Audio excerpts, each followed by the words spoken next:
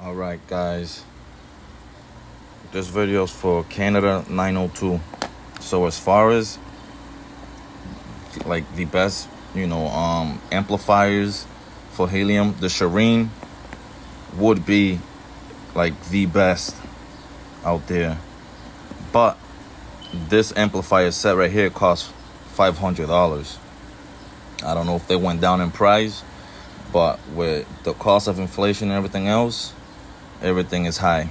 So this setup right here, this is the DC injector.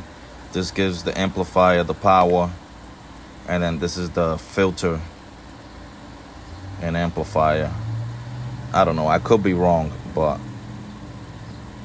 this right here would be the best. But there's alternatives. So I'm currently testing one that is fraction of the cost, and it's tunable.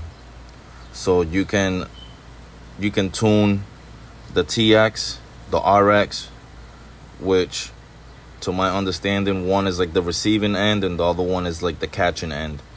So you can fine tune your Helium setup IoT to maximize more witnesses and whatnot. But this will be an alternative.